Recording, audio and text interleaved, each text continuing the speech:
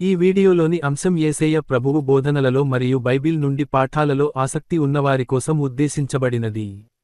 ఇది ప్రతి ఒక్కడి పట్ల ప్రేమతో మరియు గౌరవంతో పంచబడుతున్నది. ఇతర మతస్థుల భావాలను దెబ్బతీయడం లేదా బాధించాలనే ఉద్దేశం లేదు. ప్రతివారిని ఓపెన్ హార్ట్తో వీక్షించమని మరియు పాల్గొనమని ఆహ్వానిస్తున్నాము.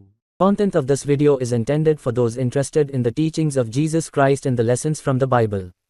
It is shared with love and respect for all people and is not meant to offend or hurt the sentiments of individuals of other faiths. We welcome all to view and engage with an open heart. ప్రకటన గ్రంథము 6వ అధ్యాయము. ప్రకటన గ్రంథము 6వ అధ్యాయము 12వ వచనం నుంచి చదువుతాను. ఆయన 6వ ముద్రను విప్పినప్పుడు నేను చూడగా పెద్ద భూకంపము కలిగెను. సూర్యుడు కంబలి వలె నలుపాయను, చంద్రబింబమంతయు రక్తవర్ణమాయను. పెద్ద గాలి చేత ఊగులాడు అంజూరపు చెట్టు నుండి అకాలపు కాయలు రాలినట్లు ఆకాశ నక్షత్రములు భూమి మీద రాలిను. మరియు ఆకాశ మండలము చుట్టబడిన గ్రంథవలెనై తొలగిపోయెను. ప్రతి కొండయు ప్రతి ద్వీపమును వాటి వాటి స్థానములు తప్పెను. భూరాజులను గనులను సహస్రాధిపతులను ధనికులను బలిష్ఠులను ప్రతి దాసుడును ప్రతి స్వతంత్రుడును కొండగోలలోను బండల సందులలోను దాగుకొని సింహాసనాసీనుడైన వాని యొక్కయు గొర్రెపిల్ల యొక్కయు ఉగ్రత మహాదినం వచ్చెను. దానికి తాలిన జాలిన వాడెవడు? మీరు మా మీద పడి ఆయన సన్నిధికిని గొర్రెపిల్ల ఉగ్రతకును మమ్మను మరుగు చేయుడి అని పర్వతములతోనూ బండలతోనూ చెప్పుచున్నారు.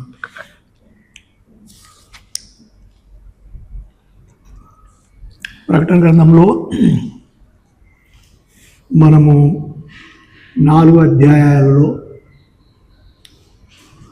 దేవుడు ఆరాధింపబడుట, యోహాను పైకి ఎక్కి వెళ్ళినప్పుడు, ఒక రోజున మనమందరం కూడా పరలోకం చేరినప్పుడు చూడబోయే దర్శనాలను ప్రభు ఆత్మచేత ఆయన కనపరిచినట్లు మనం జ్ఞాపకం చేసుకుంటూ ఉన్నాం. ఇది ఒక గొప్ప ధన్యత. ఏమి జరగనే ఉన్నదో మనం విన్నాము. పౌలు కూడా 3వ ఆకాశానికి వెళ్ళి ఆయన చూచినాడు, కానీ ప్రభువు ఆగవయ్యా, లేక ఆయనే నేను అతిశయపడుకుంటున్నట్లు నేను చెప్పలేనన్నట్టుగా ఆయన చెప్పుకోలేదు. ఎందుకంటే దాని వలన అతిశయం వస్తుంది అని చెప్పి దానియేలుకు కూడా తెలియపరచబడింది, కానీ దాన్ని ఇప్పుడే కాదు భద్రపరిచి ముద్రించమన్నాడు. కానీ యోహానుకు ఆత్మవశుడైనప్పుడు దేవుడు చక్కగా వివరిస్తూ ఉన్నాడు. 4-5 అధ్యాయాల్లో ఆరాధన చూచిన మనము 6వ అధ్యాయం మొదలుకొని 19వ అధ్యాయం వరకు ఈ లోకంపై జరగబోయే శిక్షను గురించి వ్రాయబడింది అని విన్నాము. 3-4 అధ్యాయాల మధ్యలో ప్రభునందు విశ్వాసం ఉంచిన వారు పెంతెకొస్తు దినం నుండి ఆర్భాటంతో ప్రభువు లేక దేవుని బూర వినబడే వరకు ఆయన ఎందు విశ్వాసం ఉంచిన వారు ఎత్తబడతారని చెప్పి 3-4 అధ్యాయాల మధ్యలో జరిగిందని మనం విన్నాం. మరి 6వ అధ్యాయం నుండి శిక్ష, ఎవరికి శిక్ష అన్నప్పుడు క్రీస్తు ప్రభువును నమ్ముకొనని వారికి, యూదుడు మెస్సియాను చూచి కూడా నమ్మని వారికి శిక్ష జరగనే ఉన్నదని 7 సంవత్సరాల శిక్ష, శ్రమల కాలమని, మహాశ్రమల కాలమని, 3.5 సంవత్సరాలు శ్రమల కాలమని, ఆఖరు 3.5 సంవత్సరాలు మహాశ్రమల కాలమని మనం సూచనం. 5వ అధ్యాయంలో ఎలాగూ యోహాను తండ్రి అయిన దేవుని చేతిలో ఉన్న పుస్తకము, ఈ గ్రంథము ఏమిటి అంటే ముద్రలు వేయబడిన గ్రంథము అని చూచినాం. ఏ ముద్రలు వేయబడింది? ఈ లోకానికి శిక్ష కానీ ఆ శిక్ష ఎవరు విధించాలి? దేవుడు ఎదురు చూస్తున్నాడు. అన్ని ముద్రలు వేయబడినాయి. అప్పుడు యోహాను ఏడుస్తున్నాడని కూడా మనం చూచినాము. అయితే వధింపబడిన గొర్రె పిల్ల మన ప్రభు అయిన యేసుక్రీస్తు ఎలాగో ఆయన ప్రతివాని కొరకు లేక ఎత్తబడిన సంఘంలోని ప్రతివాని కొరకు మాత్రమే కాక పాత నిబంధనలో నమ్ముకున్న ప్రజల కొరకైన ఆ పాత నిబంధనలో ఏర్పరిచిన రక్తము కార్చబడిన దానికి ఇప్పుడు జవాబుగా ఆయన నెరవేర్చినట్లు రోమీయులకు రాసిన పత్రిక 3వ అధ్యాయంలో మనం చూడవచ్చు. 19 నుంచి ఆ మాటలు రాయబడతా ఉన్నాయి. సరే, వీరందరి కొరకు ఆయన యోగ్యుడుగా కనపరుచుకొని ముద్రలు విప్పడానికి ఆ పుస్తకం తీసుకున్నాడు. ఆయన ఆరాధింపబడుతూ ఉన్నాడు. ముద్రలు ఎలా వేయబడినాయో కొంత వివరింపబడిన రీతిని మనం ఆలోచన చేసినాం. ఒక ముద్ర ఏం జరగబోతుందో దాని గురించి వ్రాయబడి లోపట వెలపట ముద్ర వేయబడింది. మరలా తర్వాత జరగబోయే దాని గురించి మరలా ముద్ర వేయబడింది. ఈలాగు 7 ముద్రలతో చుట్టబడిన గ్రంథము అని విన్నాం. అయితే 7వ ముద్ర విప్పినప్పుడు 7 బూరలతోనూ 7 ఉగ్రతా పాత్రలను జరగబోయే సంగతులన్నీ ఒకేసారి తెలియపరచబడ్డాయి. అంటే మొదట 6 ముద్రలు విప్పబడినప్పుడు ప్రత్యేకంగా జరగబోయే సంగతులు, 6వ ముద్ర విప్పిన తర్వాత కొంత సమయం ఇవ్వబడినట్టుగా పరిశుద్ధ గ్రంథంలో చూస్తూ ఉన్నాము. అప్పుడు దేవుని కృపగా 7వ అధ్యాయంలోని సంగతులు గత వారం మనం విన్నాం. ఏమని? 1,44,000 మంది, క్షమించండి నా నోట్లో ఒకలాగుంది, మీరేమనుకోవద్దు. 1,44,000 మందిని ప్రభు ప్రత్యేకపరుచుకున్నాడు ఆ శ్రమల దినాల కొరకు. గతసారి బిడ్డలు కొందరు ప్రశ్నించినారు, వీరు ఎప్పుడు ఏర్పరచబడి ఒకటి మరల నేను తేటగా చెప్తాను. సంఘం ఎత్తబడిందంటే యేసుక్రీస్తు ప్రభువుని గురించి స్వార్థ చెప్పేవారు లేరు. మాత్రమే గాక ఏ పరిశుద్ధాత్మ దేవుడు నిన్ను నన్ను యేసుక్రీస్తు ప్రభువుని చూపించి ఆయన శిలువలో కార్చిన లేక ఆయన పొందిన శ్రమలు, ఆయన చేసిన త్యాగాన్ని చూపించి మన పాపాన్ని ఒప్పించి నమ్మించినవాడు పరిశుద్ధాత్ముడు. ఆయన కూడా ఎత్తబడినాడు. మరి ఎవరు వీరిని ఒప్పించాలి? ఇలా అన్నప్పుడు 1,44,000 మంది, 11వ అధ్యాయంలో 2 సాక్షులు, వీరిని దేవుడు ఎలాగ ఏర్పరచుకున్నాడో అందుకే మనం ముందే ఆలోచన చేసినాం. సరే, ఇప్పుడు ఈ సమయంలో పరిస్థితులు ఎలాగున్నాయో కూడా యోహాను దినాలలో దేవుని వాక్యం నిమిత్తం హింసింపబడుతూ ఉన్నారని ఆయన పద్మాసు ద్వీపంలో బంధించబడి అక్కడ చెట్లు చేమలు కూడా లేదు. ద్వీపం అంటే చుట్టూ సముద్రం ఉందే కానీ రాళ్ళు. అయితే ఆయన ఆత్మవశుడు, అంటే శరీరంలో విడవబడిన వాడై పైకి ఎక్కిపోయినాడని చెప్పి లేక ఎత్తబడ్డాడని చెప్పి మనం విన్నాం. అలాంటి పరిస్థితులలో భూనివాసులలో ఎలాగున్నారంటే ఈ 1,44,000 మంది యూదులనే ప్రభు ప్రత్యేకపరుచుకున్నాడు అని దీనికి ముందుగా కొంత సహాయార్థంగా రోమీయులకు రాసిన పత్రిక నుంచి 11వ అధ్యాయము పౌలు చెప్తా ఉన్నాడు. ఏమని? అన్ని జనుల ప్రవేశము, లేక చూడండి 11వ అధ్యాయం 25వ వచనం ఒకటి చదవండి. సహోదరులారా, మీ దృష్టికి మీరే బుద్ధిమంతులమని అనుకున్నాడు. రోమిలలో ఉన్న అన్యులలో నుండి ప్రభు నమ్ముకున్న వారికి మీ బుద్ధిమంతులమని అనుకున్నట్లు ఈ మర్మం మీరు తెలుసుకొన కోరుచున్నాను. ఏటా మర్మము? అదేమనగా అన్యజనుల ప్రవేశము సంపూర్ణమగు వరకు. అన్యజనుల ప్రవేశము అన్యజనులు అంటే మనమే. అన్యజనుల ప్రవేశము సంపూర్ణమగు వరకు ఇశ్రాయేలునకు కఠిన మనసు కొంత మట్టుకు కలిగెను. ఇశ్రాయేల్ కఠిన మనసు కలిగింది. వారు ప్రవేశించినప్పుడు విమోచకుడు సియోనులోని వచ్చి యాకోబులో నుండి భక్తిహీనతను తొలగించును. ఆ మాట వినండి. వీరు ప్రవేశించినప్పుడు యాకోబులో నుండి భక్తిహీనతను నేను భక్తిహీనతను తొలగించును. నేను వారి పాపములను పరిహరించినప్పుడు నా వలన వారికి కలుగు నిబంధన ఇదియే అని వ్రాయబడినట్టు ఇశ్రాయేలు జనులందరూ రక్షింపబడుదురు. ఇశ్రాయేలు జనులు రక్షింపబడాలి. వినండి, ఈ రోజున ఎలాగుంది పరిస్థితి అంటే మనం చాలాసార్లు వింటూ వచ్చినాం. వారు రక్షణ పోగొట్టుకున్నట్లే ఉన్నారు. ఎందుకు? మెస్సియాను ఒప్పుకోవడం లేదు కాబట్టి. చనిపోయిన వారి సంగతి అంతే, అరణ్యంలో రాలిపోయిన వారి సంగతి అంతే. కానీ ఏర్పరచుకున్న జనాంగంలో నుండి ప్రభువు కొందరిని కాదు, ఆ ఇశ్రాయేల్ అనబడిన వారిని ఆయన రక్షించుకొని ఇష్టపడుతూ ఉన్నాడు. ఇప్పుడు ఆ ఏర్పాటు కొరకు ఈ 144,000 మంది ఏమి, 2 సాక్షులేమి, వీరు వచ్చి ప్రకటిస్తూ ఉండగా యూదులు మార్చబడతా ఉన్నారు. మొదటి గుంపులో మార్చబడుతూ ఉండగా ఏమవుతా ఉంది? ఇప్పుడు మనం ఒక మాట చదువుదాము. గత వారం మనం విన్నాము, కానీ మరలా చదువుదాం.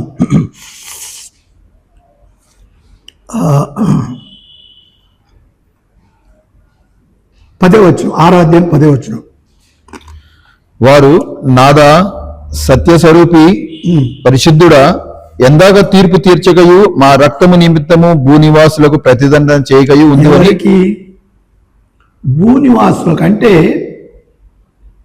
ఈ చంపబడిన వారు ఎవరి చేత చంపబడినారు? భూనివాసుల చేత చంపబడినారు. అంటే వీరిని చంపిన వారు ఇంకా భూమిలోనే ఉన్నారు, భూమి మీదనే ఉన్నారు. క్రీస్తు నమ్ముకొని చంపబడినారు. వారి ఆత్మలు పైకి వెళ్ళినాయి. గత వారం విన్నాము.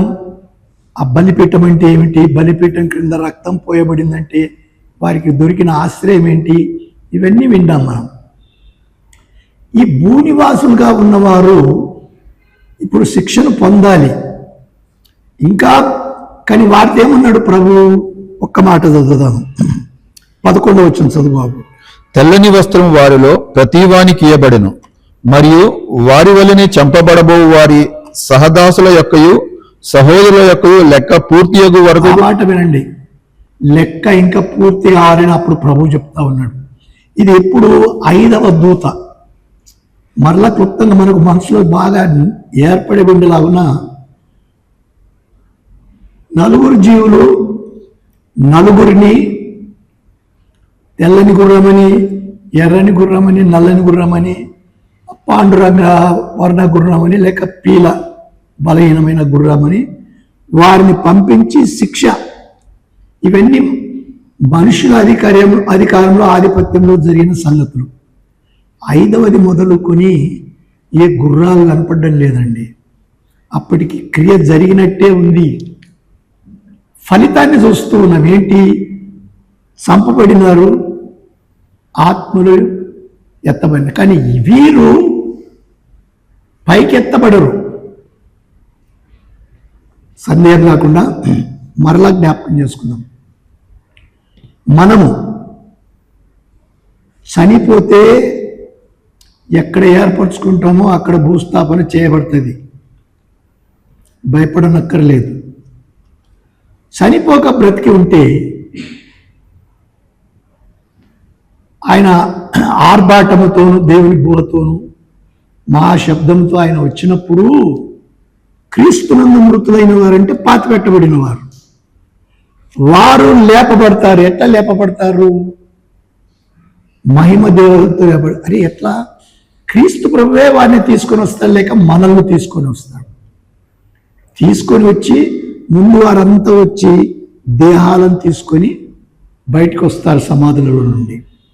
కానీ పాతి పెట్టబడిన సమాధులు కాదు. కొందరు సూపు వేసి ఉండవచ్చు, కొన్ని దోతీలే కట్టి ఉండవచ్చు. అది కాదు, మహిమ దేహంతో లేపబడతారు. అందరూ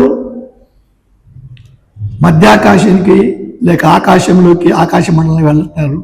బ్రతికి ఉన్నవారు కూడా మార్చబడి వారితో కూడా వెళ్తారు.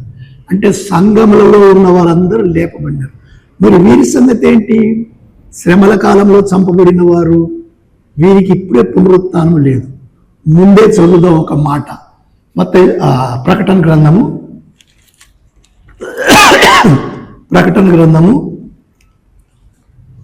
20వ అధ్యాయము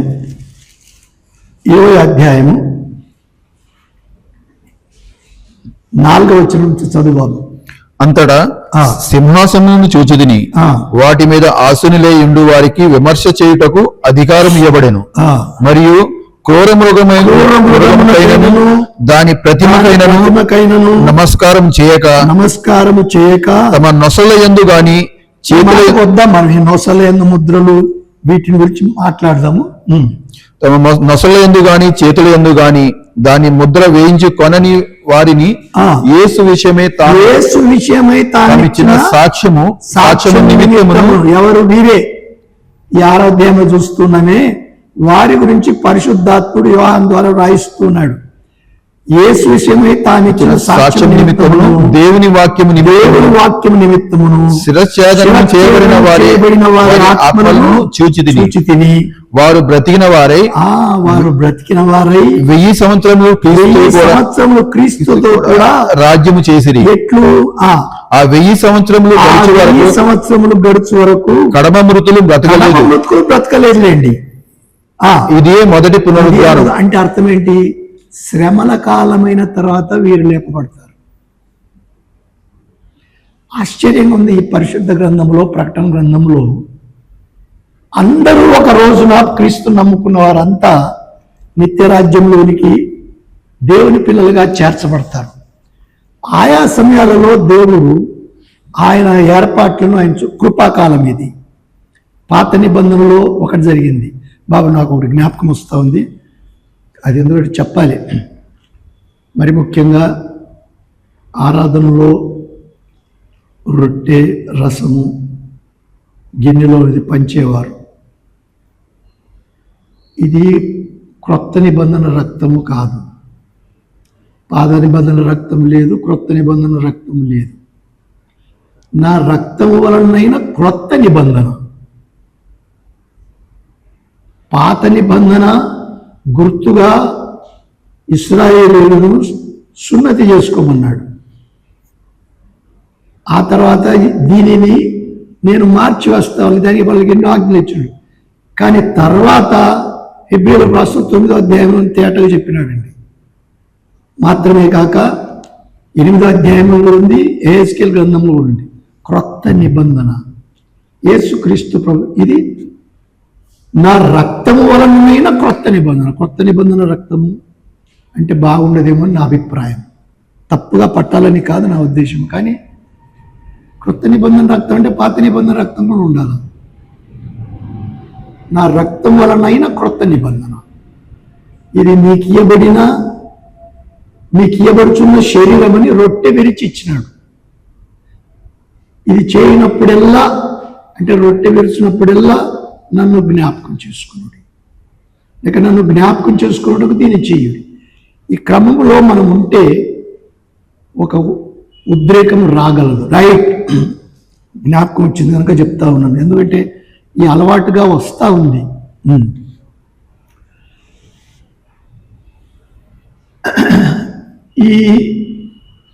మరి ఏం చూస్తున్నాము? ఎలాగో ఈ ఆత్మలు, ఎత్తబడిన ఆత్మలు, వీరు 7 ఏళ్ల శ్రమల కాలం తర్వాత లేపబడతారు, చేర్చబడతారని చూస్తున్నాము. 5వ దూత ఆ ముద్ర విప్పినప్పుడు జరిగిన సంగతులు ఏమిటి? అప్పటికే ఇవన్నీ జరిగిపోయినాయి. ఏం జరిగిపోయినాయి? స్వార్థలు చెప్పబడిన యూదుల ద్వారా, ఏర్పరచబడిన ద్వారా. వారు ఎట్లున్నారు ఇప్పుడు మనకు కూడా తెలియదు. వెనక్కి పోతే పేతురు యోహాన్లను ఎలాగో, లేక అంద్రేయును, యాకోబును, యోహానును, వీరిని ఎలాగో దేవుడు ఏర్పరచుకున్నాడో జాలరులుగా ఉన్న వారిని మనం విని, వారి ద్వారా జరిగిన సేవ, వారిని ఎలాగో బలపరిచి, ఆగి ఉండండి, మీరు కొంత ఆగి ఉండండి, పరిశుద్ధాత్మ మిమ్మల్ని బలపరుస్తాడు, అప్పుడు మీరు భూదిగంతముల వరకు వెళ్ళొచ్చు అంటే వారు వెళ్ళినారు. ముందే వారు వెళ్ళలేదు. ప్రభువు బలపరిచినప్పుడు, ప్రభు ఆత్మ బలపరిచినప్పుడు వారు వెళ్ళినారు, సేవ చేయాలి. ఇప్పుడు కూడా ఈ సమయంలో ఇశ్రాయేలు రక్షణ పొందాలి కాబట్టి దేవుడు ఏర్పరచుకున్నాడు. కానీ భూనివాసులు ఏం చేస్తున్నారు? ఇప్పుడు ఎలాగో కొట్టాలనుకున్నా కానీ ఏదో దాపుగా కొట్టో లేక ఆయా సమయాల్లో అప్పుడు అట్లా కాదు, గురి పెట్టుకొని ప్రతి ఒక్కరిని చంపేలాగా ఉండే దినాలు. అయినా ప్రభు కొరకు వచ్చేవారు ఉండకపోరు. ఇది 5వ ముద్ర విప్పినప్పుడు జరిగిన ఫలితం చూస్తున్నా. వారు ప్రార్థన చేస్తున్నా, నాదా సత్య స్వరూపి ఎందాక తీర్పు తీర్చక ఉంటావని ఈ ఆత్మలు ప్రార్థన చేస్తూ ఉన్నారన్నప్పుడు ప్రార్థనలో ఉన్న మార్పు మనం విన్నాం. స్టెఫన్ చేసిన ప్రార్థన ఈ కృపాకాలంలో, ఆ ప్రార్థన మనం నేర్చుకోవాల్సిన సంగతి కూడా. చాలాసార్లు మనం ప్రార్థన చేసేప్పుడు, ఆరాధనలో కాదు నేను చెప్పేది, సామాన్యంగా ప్రార్థన చేసేటప్పుడు ఒక పగతో ప్రార్థన ఎప్పుడు చేయకండి. పగ ఉన్నట్లు మనసులో ఉంటే ప్రార్థనే చేయకుంటే బాగు. వారి కాలు ఇరగాల, వారి కన్ను పోవాలా, ఇలాంటి ప్రార్థనలు మనసులో పెట్టుకొని చేయవద్దు. లేక నాకు బదులుగా వారికి నువ్వు తీర్పు తీర్చు, ఇవి ఇక్కడ జరుగుతూ ఉన్నాయి. కృపాకాలం దాటిపోయిన తర్వాత వారు ప్రార్థన చేస్తూ ఉన్నారు. ఎందుకు? దేవుడు శిక్షించడానికి సిద్ధంగా ఉన్నాడు కనుక శిక్ష చేయి ప్రభు అంటూ ఉన్నారు. దేవుణ్ణి నువ్వు తయారుగా ఉన్నావు కదా, శిక్ష చేసి మాకు విడుదల దయచేయి. మా ఆత్మలకు ఇంకొకటి మనం వినాలి, ఈ సంగతులు అన్నీ ఒకటేసారి చెప్పిన దయచేసి నెమ్మదిగా వినండి. చనిపోయిన వెంటనే మనకు శరీరాలు ఉండవు,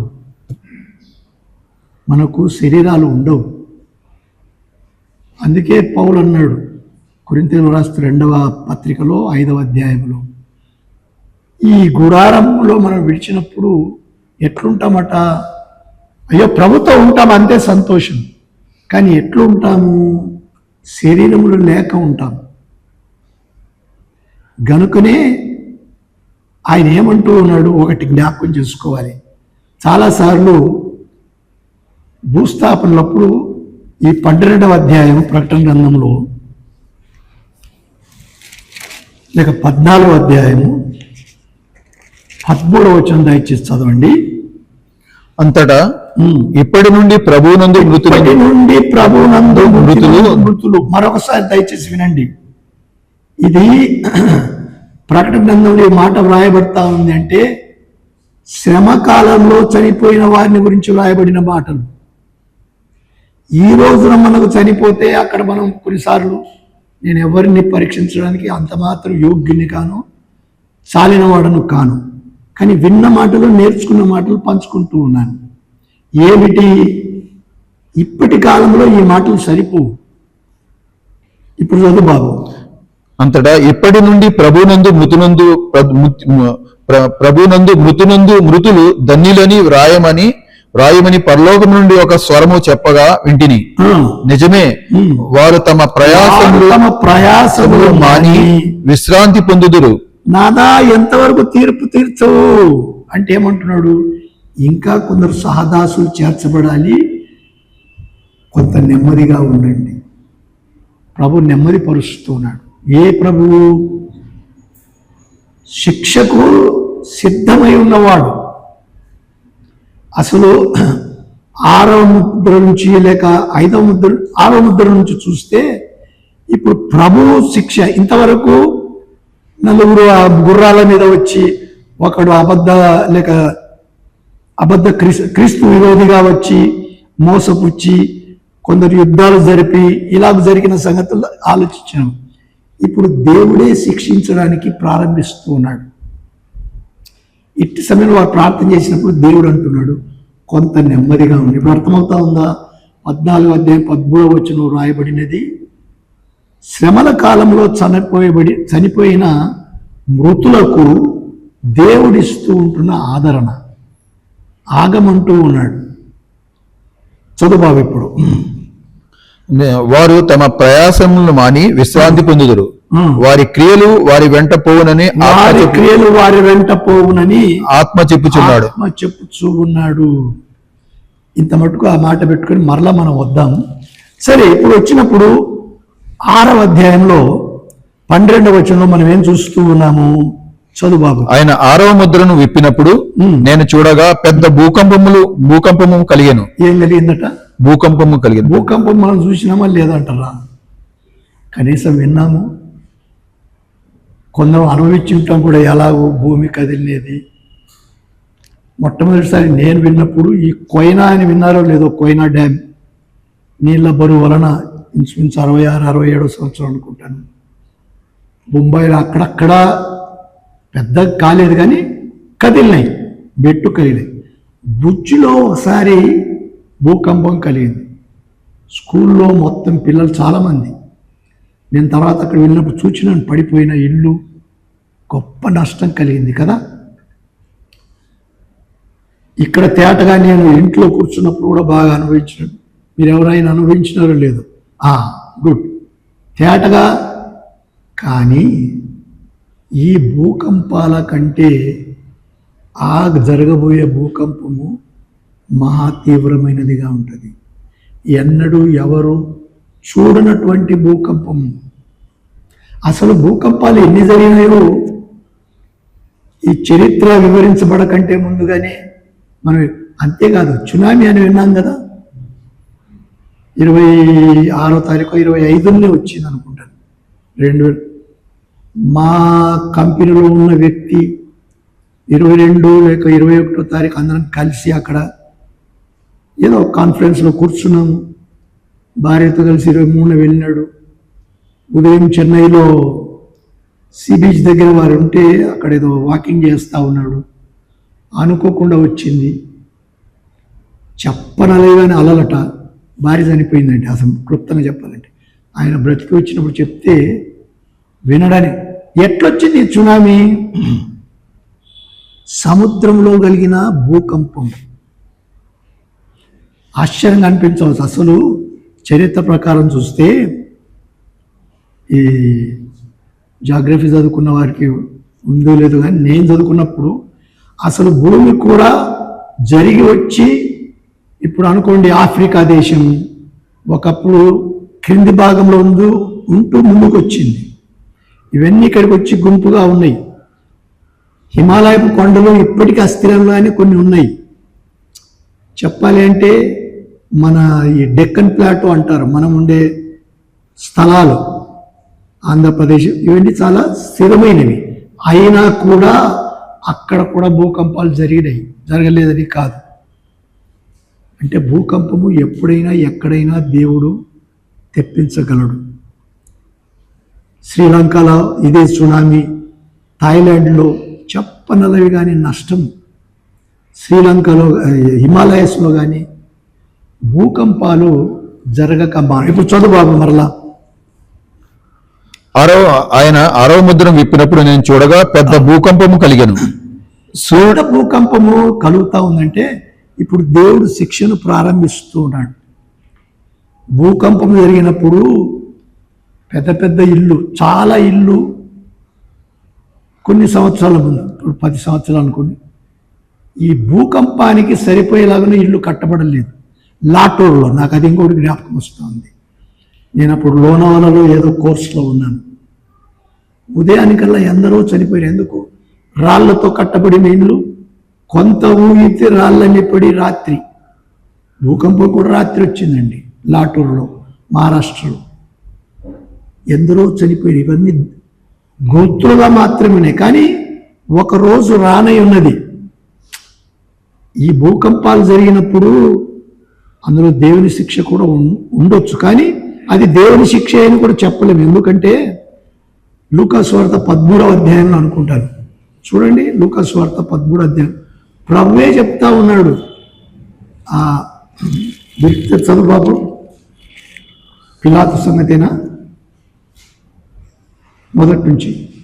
పిలాతు గలిలీన కొందరి రక్తము వారి బలులతో కలిసి ఉండెను.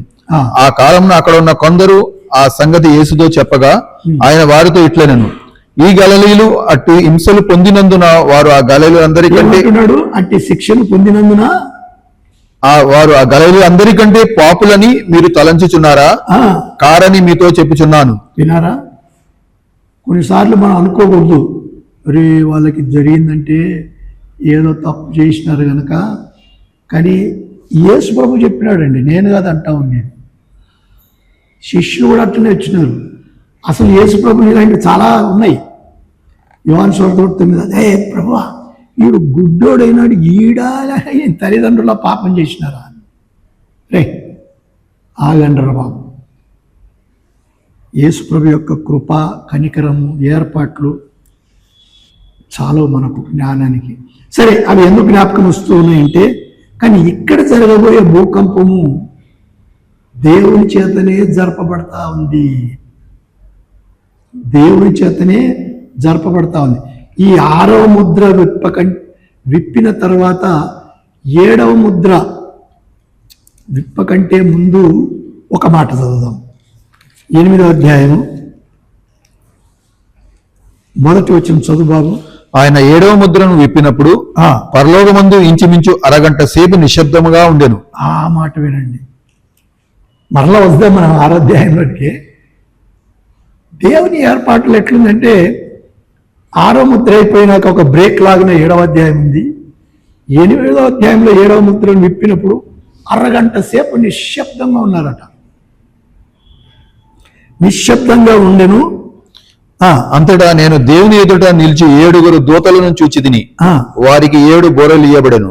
7వ ముద్ర విప్పినప్పుడు 7 బూరల వారు కనపడతా ఉన్నారండి. అదే మనం విన్నది. 7వ ముద్ర విప్పినప్పుడు 7 బూరలు కనపడతా ఉన్నాయి. వారు ఎట్లా వస్తారో విందాము. ముందు ఇప్పుడు 6వ ముద్రలో మనం ఉన్నాం. ఇది ఎందుకు జ్ఞాపకం చేసుకుంటూ ఉన్నాము? ఎట్లా దేవుడు ఇప్పుడు మొదట భూకంపం అంటే కదిలిస్తూ ఉన్నాడు. మత్తయి సువార్త 24వ అధ్యాయము కొన్ని మనకు సరిపోయే మాటలు తెలిసినా కూడా అట్లా చదివి 24వ అధ్యాయం 8వ వచనం చదువు బాబు. అక్కడక్కడ కరువులను భూకంపములను కలుగును. ఇవన్నీ వేదనలకు ప్రారంభం. అక్కడక్కడ కరువులను భూకంపములను కలుగును. మార్క్స్ వార్త 13వ అధ్యాయము 8వ వచనం. జనము మీదికి జనమును, రాజ్యం మీదికి రాజ్యము లేచును. అక్కడక్కడ భూకంపములు కలుగును, కరువులు వచ్చును. అక్కడ కూడా ఈ మాట వింటూ ఉన్నాము. ఎలా సువార్తలలో చెప్పబడతా ఉందో, భూకంపం అంటే అర్థం ఏంటి? బ్రతికి ఉండగా మనం కూడా వింటూ ఉన్నాం భూకంపములు. కానీ మనం ప్రారంభంలోనే ఉన్నాం. సువార్త సత్యం ఏమిటి అంటే, ఇదే మిక్కిలి అనుకూలమైన సమయం, నేడే రక్షణ దినం. ఈ రోజును ప్రభుని నమ్మకపోతే ఇవి గుర్తులుగా, ఛాయలుగా మాత్రమే కనపడతా ఉన్నాయి. ఒకరోజు రానై ఉన్నది. భూకంపములు అంటే భూమి అంతా చెల్లిస్తుంది. ఒక చోటు కాదు. మనం ఇక్కడ బాగానే ఉంటుంది. నేను జపాన్లో ఉన్నప్పుడు అక్కడ ఎక్కువ భూకంపాలు వస్తాయి. భూకంపం వచ్చినప్పుడు అసలు మంచం అక్కడ ఉన్నది, అది ఇక్కడి వరకు వచ్చింది, కానీ ఏం కాలేదు. మరి ఆశ్చర్యంగా ఉంది. ఉదయాన్నే లేచినప్పుడు జపాన్ వారు అంటున్నారు, ఇక్కడ భూకంపాలు వస్తాయి కానీ మేము అంతా శుభ్రంగా కట్టుకున్నాం, బిల్డింగ్లు ఎంత ఇట్లా ఊగుతాయట. నేను రాత్రి ఊగినాయి. అయ్యో బాబు, అంత ధైర్యం లేదు బయటకు వచ్చి చూడడానికి కానీ, బాల్కనీలో చూడడానికి కానీ. భూకంపంలో నేడు అట్లా జరుగుతూ ఉన్నాయి. కానీ ఒకరోజు రానై ఉన్నది. మీరు ఎట్లయినా కట్టడాలు కట్టండి. రిక్టర్ స్కేల్ అంటారు కదా, 8.8 లేక 9 వస్తే పెద్ద సంగతి. అది ఎంత స్కేల్కి పోతుందో ఎవరు చెప్పలేరు. ఏది ఆపజాలదు. ఈ రోజున ఏది బాబు అది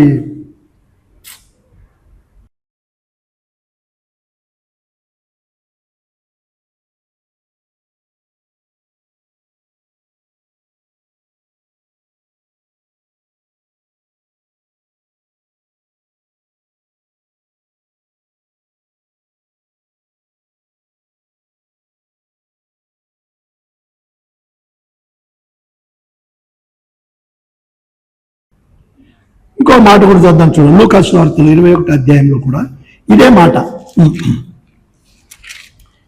మాట. త్వరగా చదవండి. కొన్ని పాత నిబంధనలు కూడా మనం చూస్తే మనకు ఈ భూకంపంలో కూర్చున్న సంగతులు వచ్చిందా బాబు? 9, 8, 21, 11 వచనం. అక్కడక్కడ గొప్ప భూకంపములు కలుగును. చెప్పబడతా. ఇవన్నీ ఎందుకు? మనకు హెచ్చరిక కూడా ఉన్నాయి ఈ రోజున అనే దానికి నేను చూస్తా ఉన్నా అంతే.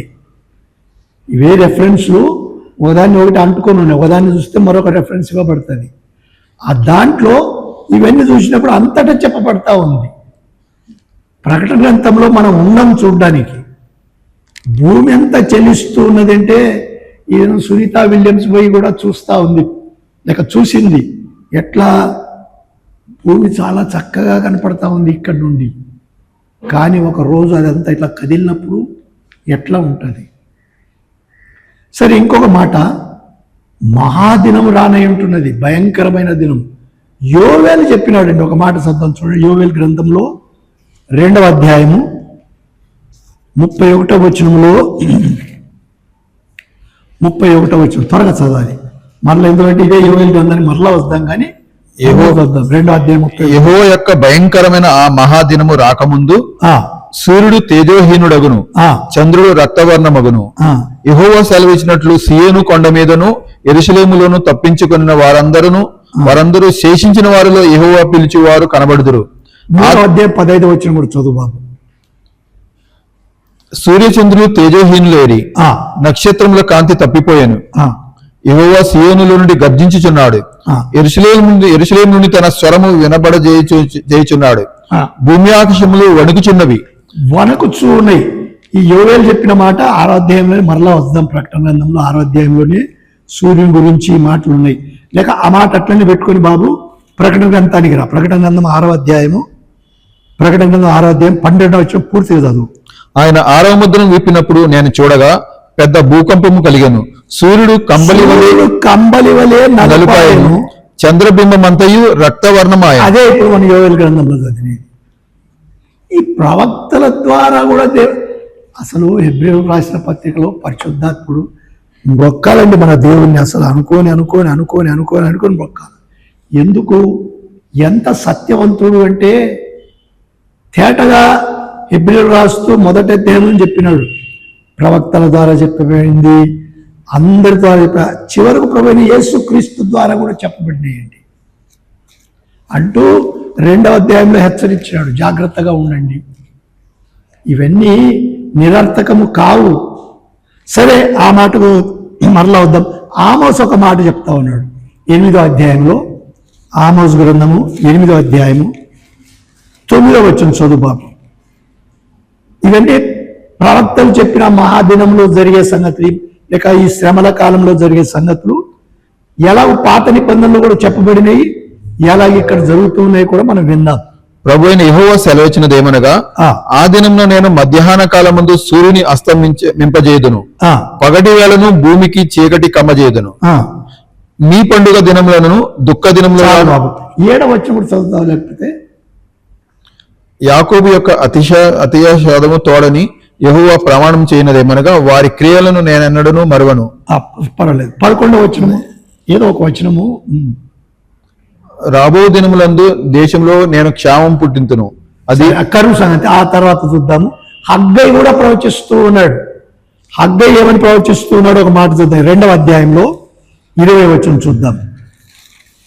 హగ్గై అంటే వీళ్ళు దేవాలయం కట్టుకోవడానికి బబులోను చెరలో నుండి వచ్చిన తర్వాత ఆయన చెప్పిన మాటలు. చదువు బాబు. నేను అన్యజనులందరినీ కదిలింపగా అన్యజనుల యొక్క ఇష్ట వస్తువులు తేపడను. 2:7 బాబు. 2వ అధ్యాయము 22వ వచనం. రాజ్యము సింహాసనము నేను కింద పడవేతును, అన్యజనుల రాజ్యమును కలిగిన బలమును నాశనం చేతును, రథములను వాటిని ఎక్కిన వారిని కింద పడవేతును, గుర్రములను రౌతులను ఒకరి ఖడ్గము చేత ఒకరు కూలుదురు. నా సేవకుడును షయల్తీయేలు కుమారుడు అయిన జెరుబ్బాబెలు, నేను నిన్ను ఏర్పరచుకుని ఉన్నాను గనుక ఆ దినంలో నేను నిన్ను ముద్ర పుట్టుంగురంల వల్ల ఏర్పడతానన్నాడు కదా, ఆ ముద్ర ఉంగరంగా చేతున్నాను. మెట్టుకు ప్రవక్తల ద్వారా కూడా ఆ దినాలలో జరిగే శ్రమలను గురించి దేవుడు రాస్తూ ఈ సంగతులు తెలిపినాడు. ఇప్పుడు బాబు 21 ఆకాశమును భూమి నేను కంపింపజేస్తున్నాను. కంపింపజేస్తున్నాను. ఉన్నాయి. ఇవన్నీ ఏమంటే అలా చదివినప్పుడు జ్ఞాపకం కొన్ని ఉంటాయి, కొన్ని ఉండవు. దేవుడు కంపింపజేస్తాడని, సూర్యుడు నలుపైతాడని ప్రవక్తలు ఎలాగ ప్రవచించినారో అవి ఇక్కడ జరుగుతూ ఉన్నాయని మనం చూస్తున్నాం. అంతేకాదు మోషే ద్వారా ఐగుప్తులో 9వ తెగులు అనుకుంటాను, చూడండి, నిర్గమాకాండము 10వ అధ్యాయము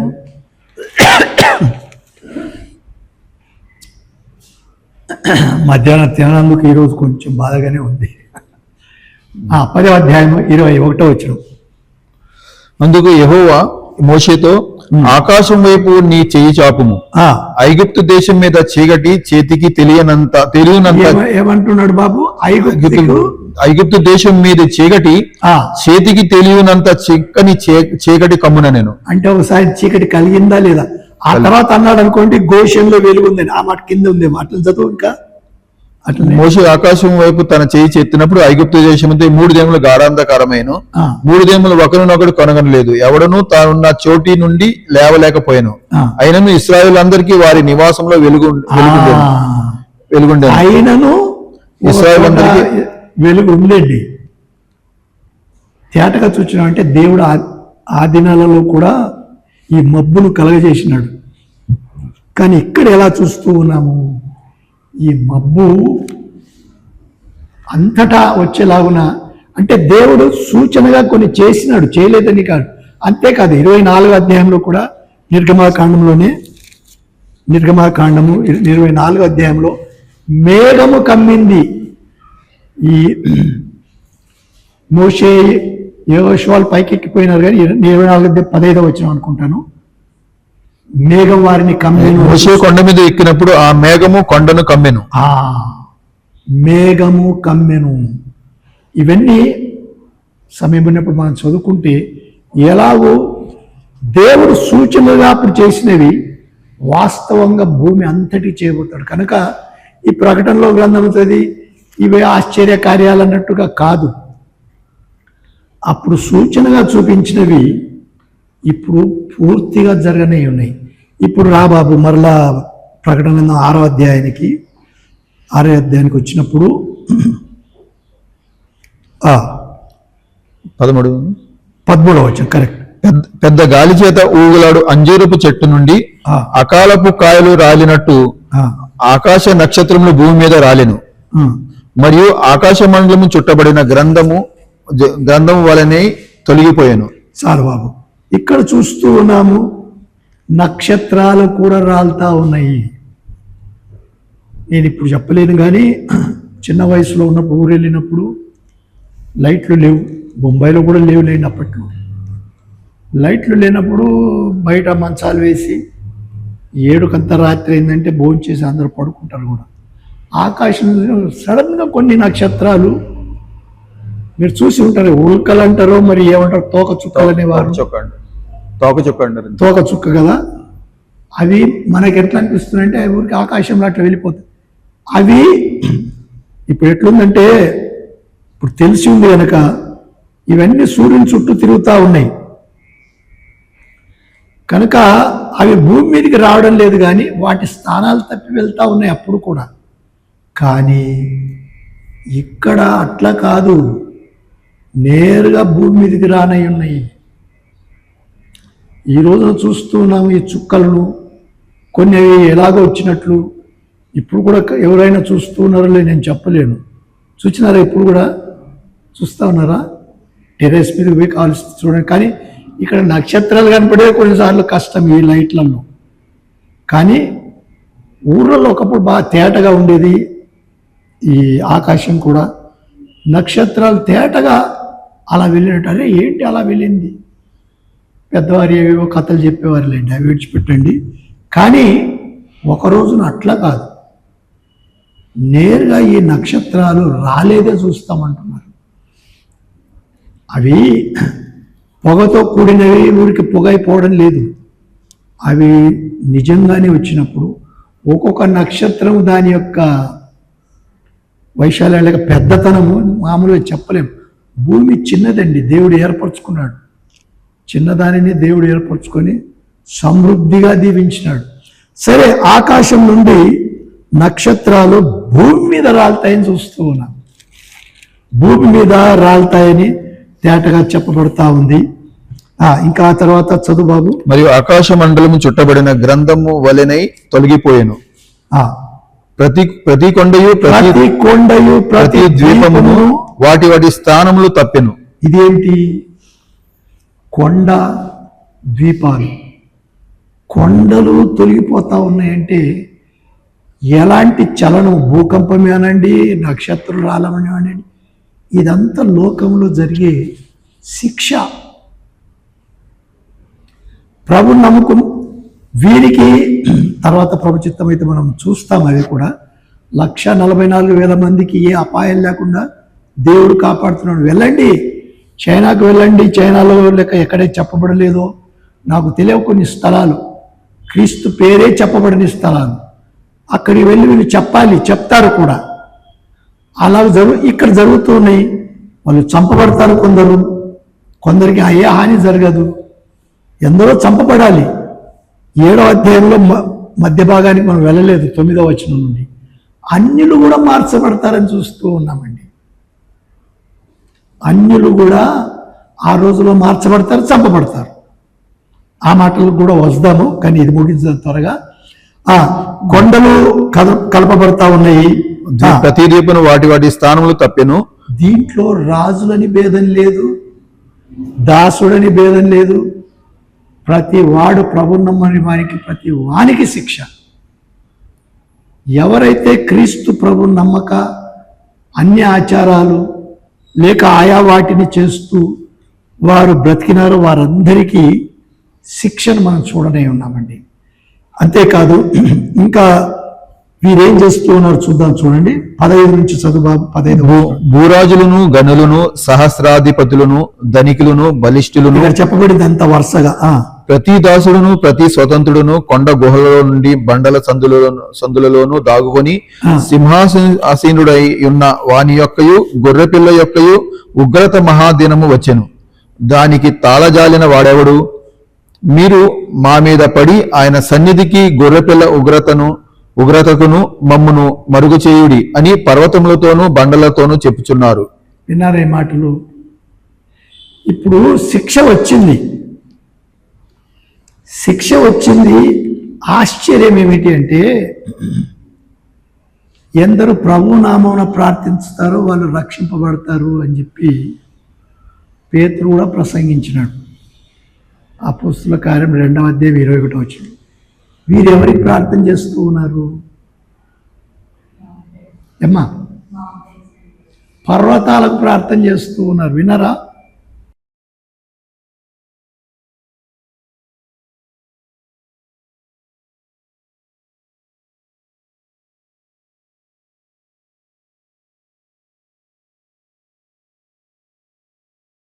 మమ్మను మరుగు చేయుడి, మేము ఇక్కడ దాక్కుంటాం, అక్కడ దాక్కుంటాం. అప్పుడైనా ప్రభువా మమ్మను క్షమించు అని ప్రార్థన చేసేవారు ఉన్నారా? చూడండి, మరలా చదువు బాబు. భూరాజులను, గనులను, సహస్రాధిపతులను, ధనికులను, బలిష్ఠులను, ప్రతి దాసుడును ప్రతి స్వతంత్రుడును కొండల గుహల్లోను బండల సందులను దాగుకొని సింహాసీనుడై ఉన్న వాని యొక్కయు గొర్రెపిల్ల యొక్క ఉగ్రత మహాదినము వచ్చెను. దానికి తాళజాలిన వాడెవడు? మీరు మా మీద పడి ఆయన ఎక్కడ ఆయన ఉగ్రతకు తాలుకుంటాము. గొర్రెపిల్లగా ఈ రోజు కనపడితే హేళనగా ఉంది. ఆ రోజు గొర్రెపిల్ల ఉగ్రత సహించజాలదు.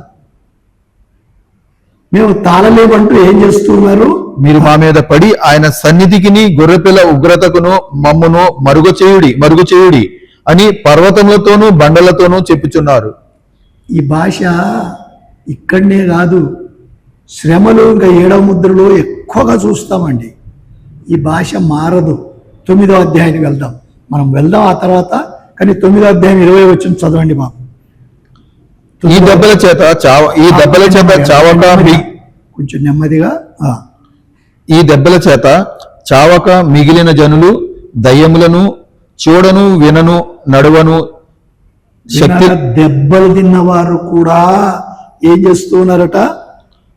చూడను వినను దయ్యములను చూడను వినను నడువను శక్తి లేనివై బంగారు వెండి కంచు రాయి కర్రలతో చేయబడిన తమ ఈ విగ్రహాలు ఎలా చదువు తమ హస్తకృతములైన విగ్రహములను పూజింపకుండా విడిచిపెట్టినట్టు మారు మనసు పొందలేదు. అయ్యో, కానీ మెట్టుకు ఈ అలవాటు ఆ రోజున కూడా పోదు అంటూ ఉన్నా. సమయం ఉండగానే యేసు ప్రభు మన పాపము నుండి ఆయన విడిపించి రక్షించేవాడు, రక్తమును కార్చినవాడు, మన పాపమును ఆయన అంగీకరించినాడు. ఏ పాపం ఎరుగని వాడు. మనము నీతిమంతులగునట్లు దేవుడు ఆయనను పాపంగా చేసినాడు, లేక మన పాపమును ఆయన మీద మోపినాడు. దీని వలన ఎందుకు రక్షింపబడాలనో చూస్తూ ఉన్నాను. ఈ 9వ అధ్యాయంలో 20వ వచనంలో కూడా వారు ఆ విగ్రహాలనే మొక్కాలని చూస్తున్నారు. ఇంకొక మాట కూడా వెళ్దాం. 16వ అధ్యాయం 9వ వచనం. 16వ అధ్యాయం 9వ వచనంలో కాగా మనుషులు తీవ్రమైన వేడిమితో, అక్కడ ఇంకా మనుషులు తీవ్రమైన వేడితో కాలిపోయి ఈ తెగుళ్ల మీద అధికారం గల దేవుని నామమును దూషించి. బాబు, ఆ తెగుళ్ల మీద ఎవరికి అధికారం ఉంది? దేవుడు చేస్తూ ఉన్నాడు అన్న. అందుకే ఒకసారి నా మనవీరణంలో ఏమన్నా నాకు అర్థం లేక పంచుకుంటూ ఉన్నాను. కష్టాలు వచ్చినప్పుడు, తాళలేని శ్రమ వచ్చినప్పుడు మనం దేవుణ్ణి దూషించకుండా ఉండేది. ఈ దేవుడు ఏం దేవుడు నాకు తీసుకొని వచ్చినాడు, వేరే ఎవరికి తీసుకొని రాకూడదా? మా అలాంటి నోటికి రాకుండా జాగ్రత్తగా ఉన్నాము. ఆయన ప్రేమామయుడు. లాజర్ చనిపోయినప్పుడు కూడా కన్నీళ్లు విడిచినాడు. ఎందుకు కన్నీళ్లు విడిచినాడు? లాజరు ఆదాము అవ్వలు చేసిన పాపమును బట్టి శరీరంలో జన్మించిన ప్రతి ఒక్కడు చావాల్సి వచ్చింది. ఒకడు పాపం చేసినందున ప్రతి ఒక్కరికి మరణం. ఆయన ఏడ్చినాడు. అయినా పునరుత్థానము జీవమును నేనే. మార్త నమ్ముతూ ఉన్నవా? మరియతో ఆదరించి మాట్లాడినాడు. లాజర్ను బయటికి రమ్మని బ్రతికించినాడు. మనకు తెలుసు. ఇక్కడ కానీ దేవుని దూషిస్తూ ఉన్నారని అక్కడ కూడా వింటున్నాం. ఏమన్నాడు? ఈ తెగుళ్ళ మీద దేవుని నామమును దూషించిరి గాని ఆయనను మహిమపరిచినట్లు వారు మారు మనసు పొందిన వారు కాదు. మారు మనస్సు లేదండి. మారు మనస్సు అనేది లేదు. ఒకటి మనం నేర్చుకోవాలండి. తప్పులు చేయమని కాదు, పలుమార్లు నేను నేర్చుకుంటాను, పంచుకుంటున్నాను. ఒప్పుకునే మనస్సు ఉండాలి. ఎందుకు పరిశుద్ధాత్ముడు మన పాపలను ఒప్పుకొనిన ఎడల అంటే ఒప్పుకొనం మనం. ఎటువంటి మొండివారం అంటే అంతెందుకండి, మరలా భార్యతో ఒప్పుకొని భర్తలు ఉన్నారు, భర్తతో ఒప్పుకొని భార్యలు ఉన్నారు, తండ్రులతో ఒప్పుకొని పిల్లలు ఉన్నారు, అన్నలతో ఒప్పుకొని తమ్ముళ్ళు ఉన్నారు. ఒప్పుకొనని స్థితి పుట్టుకతో వచ్చి పెరుగుతూ ఇంతవరకు విన్నట్టుగా స్థిరపడింది. దాన్ని విడిచిపెట్టడానికి మారు మనస్సు అవసరం.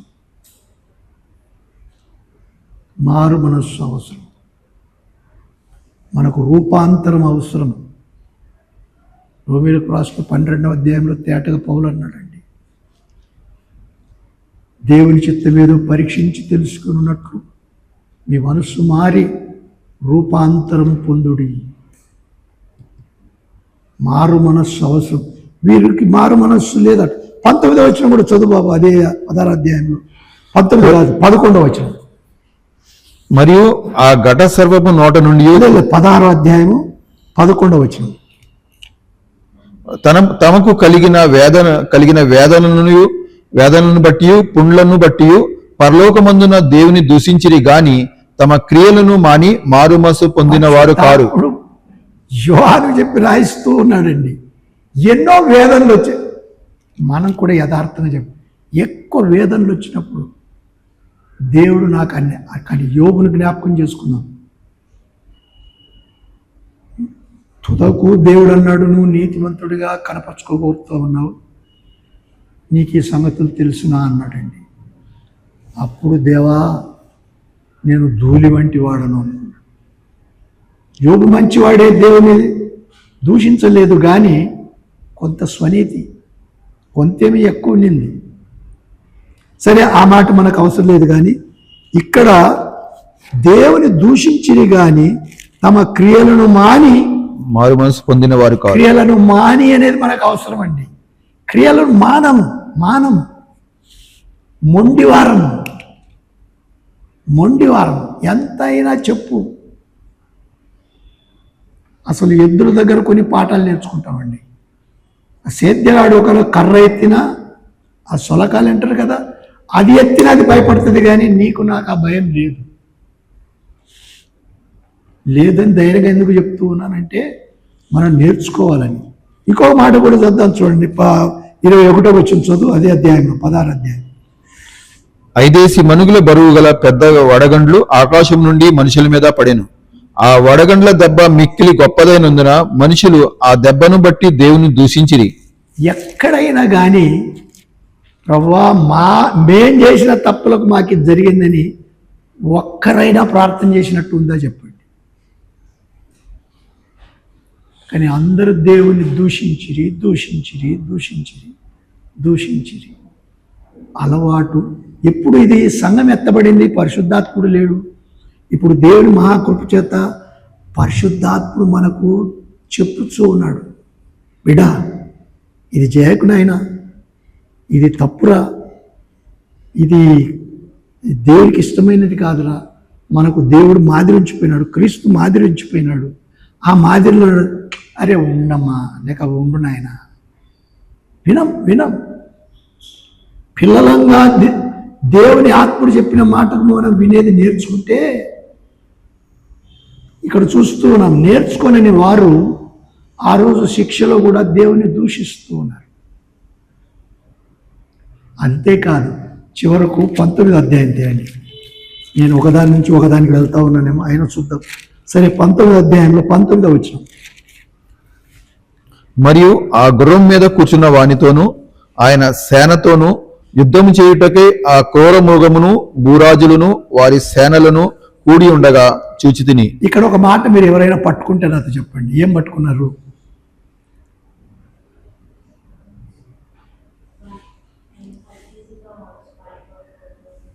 Very good. ఇంకెవరైనా తెలుగులో చెప్తారా?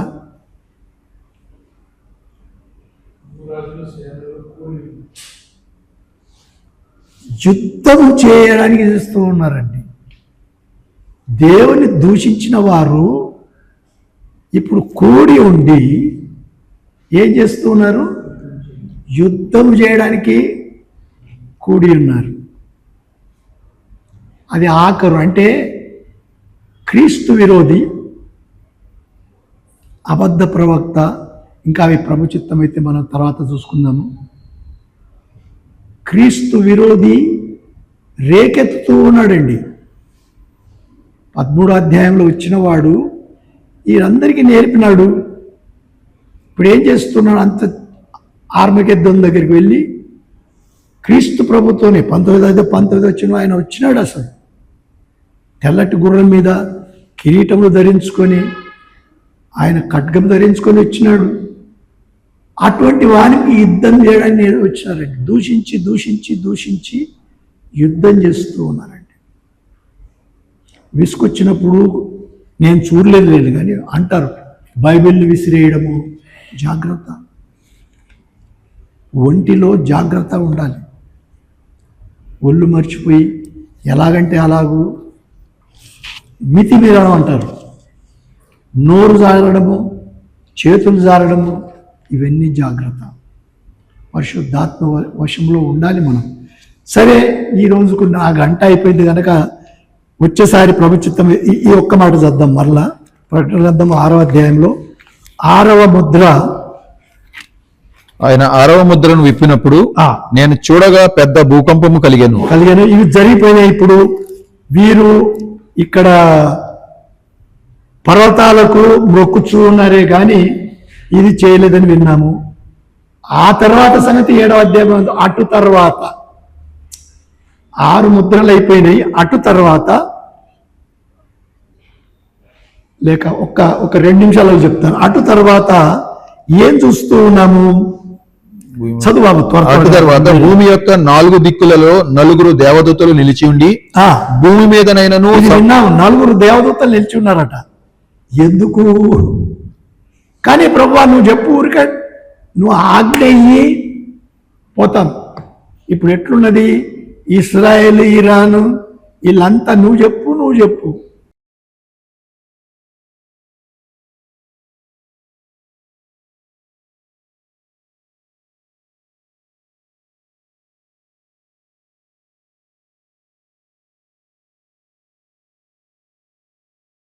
నువ్వు ఆజ్ఞయ్యి మేము శిక్ష నడిపిస్తాము అని చెప్పినప్పుడు భూమి మీదనైనను సముద్రం మీదనైనను ఏ చెట్టు మీదనైనను గాలి వేచకుండానట్లు భూమి యొక్క 4 దిక్కుల వాయువులను పట్టుకొని ఉండగా చూచితిని. మరియు సజీవుడకు దేవుని ముద్రగల వేరొక దూత సూర్యోదయ దిశ నుండి పైకి వచ్చుట చూచితిని. భూమికిని సముద్రమునకును హాని కలుగజేయుటకై అధికారం పొందిన ఆ 4 దూతలు ఎవరని చూస్తూ ఉన్నాము? భూమికి సముద్రమునకు హాని కలుగజేయడానికి అధికారం పొందిన దూతలు. అట్టి దూతలు ఉండగా వేరొక దూత, ఇదే కృప. ఆ దినాలలో కూడా దేవుని కృప ఏం చెప్తూ ఉన్నాడు? ఈ దూత మేము మా దేవుని దాసులను వారి దేవుని దాసులను. అదే ఇంతవరకు నా సలోమి. ఎప్పుడు వీళ్ళు వచ్చినారు? 1,44,000 మంది. ఈ 1,44,000 మంది ఒకవైపు నమ్మినవారు చంపబడతా ఉన్నారు. వీరు ఆపబడకుండా వాళ్ళ నొసళ్ళ మీద, నొసళ్ళ మీద ముద్ర వేయాలి. మనకు కూడా ముద్ర వేయబడిందండి. ఎవరి ముద్ర వేయబడింది తల్లి? దేవుని ఆత్మచేత మనకు ముద్ర పడింది. ఎఫ్ఎస్సి 4:30 ఉంది. 1:14 దేవుని ఆత్మచేత ముద్ర. ఎంత బాగుంటుందండి. ఎప్పుడన్నా చూసుకున్నావా దేవుని ఆత్మముద్ర ఉందా లేదా అని? ఎప్పుడు వస్తుందంటే దేవుని ఆత్మకు భయం ఉంటే వస్తుంది. అరే దేవుని ఆత్మకు భయం ఉందా? ఉంది నాకు. దేవుని ఆత్మ ఉన్నాడు. ఇగో అన్నిటికీ ఆయన కాపాడుతూ ఉన్నాడు. వీరికి ఇప్పుడు ఈ దూత ఏం చెప్తూ ఉన్నాడు? ఈ దూత మేము మా దేవుని దాసులను వారి నొసలందు ముద్రించి వరకు భూమికైనను సముద్రమునకైనను చెట్లకైనను హాని చేయవద్దని బిగ్గరగా చెప్పాను. ఆగండి, కొంతసేపు ఆగండి. హాని చేయకుండా దేవుడు కాపాడుతూ ఉన్నాడు. కొన్నిసార్లు ఇంతలో కనపడే కొన్నిసార్లు మనం ప్రార్థన చేసుకోండి. అని మీ సొంత ప్రార్థన. ప్రభువా క్షణకాలంలో వచ్చే అపాయమైన శోధనైన నుండి నన్ను కాపాడు. ఎప్పుడు వస్తుందో చెప్పలేమండి. ఆయన చిత్తమైతే కాపాడుతాడు. అంటే చిత్తమైతే చంపుతాడని కాదు, ఆయన చిత్తమైతే నెరవేర్చుకుంటాడు. ఎక్కువసేపు పట్టదు. అందుకే ప్రయాణం కంటే ముందు, భోజనానికి కంటే ముందు ఎన్నో ఉన్నాయి. సరే, ఆ మాటలకు మనం వెళ్తే వీళ్ళని ఆపినాడు కదా. ఆ తర్వాత ఈ అర్ధగంట సేపు ఉండిందని ఈ ఒక్క మాట చెప్పి ముగిస్తాను. నేను దాటింది నా టైము. అయినా 8వ అధ్యాయం చూద్దాం. చూడండి, భూమి ఇవన్నీ ఆపబడినాయి కదా. ఆపబడినప్పుడు 8వ అధ్యాయము 7వ వచనం చదువు బాబు. మొదటి దూత బోర ఊదినప్పుడు రక్తముతో మిళితమైన వడగండ్లును అగ్నియు పుట్టి భూమిపైన పడవేయబడెను. అందువలన భూమిలో 3వ భాగము కాలిపోయాను. ఇప్పుడు బూర మొదలైందా లేదా? ఇప్పుడు 7వ ముద్ర అయిపోయింది. ఇప్పుడు బూర వచ్చిందండి. బూర వచ్చినప్పుడు భూమికి నాశనం కలుగుతా ఉందా లేదా చూడండి. రెండవ దూత అప్పుడు సముద్రంకు నాశనం కలుగుతా ఉందా లేదా చూడండి. మూడవ దూత వచ్చినప్పుడు నదులకు, అవన్నీ తర్వాత చూద్దాం మనము. కానీ ఏం చూస్తున్నామంటే దేవుడు కాపాడేవాడు. వచ్చే వారం ప్రభు చిత్తమైతే 7వ అధ్యాయం 9వ వచనం నుంచి మనం ఇంకా వినలేదు, ఆ మాటలతో ఈ మాటలు కలిపి చదువుదాము. ఒకవేళ ఇంకా అర్థం కాకపోతే నేను అర్థం చేసుకునేలాగున మీ సందేహాలు ఉంటే మరలా అడగండి. నేను పెద్ద జ్ఞానిని కాను, మీరు అడిగితే నేను నేర్చుకుంటాను, మీతో పంచుకుంటాను. దేవుడు తన మాటలు దీవించి ఒక చిన్న ప్రార్థన చేసుకుందాం. కనికరం గల మా పరలోక తండ్రి, దయాళుడా, ఈ మధ్యాహ్నం మాతో ఉండి నడిపిస్తే నేను స్తుతిస్తుంటున్నాను. చేరి వచ్చిన ప్రతి బిడ్డను దీవించమని, ఇళ్లకు మేము తిరిగి వెలుచుకుంటుండగా క్షేమంగా నడిపించి నాయన నీ భద్రత మాకు దయచేయమని, పరిశుద్ధాత్మ దేవుని యొక్క కాపుదలను, ఆయన మాటలు వినే మనస్సు మాకు దయచేసి భద్రపరచమని, ప్రభువైన యేసు క్రీస్తువులను మాకు దయచేసిన రక్షణకై నేను స్తుతిస్తూ ఆయన పేరట మహిమ పొందమని నిన్ను బ్రతిమాలి వేడుకొంచుంటున్నాము తండ్రి. ఆమేన్.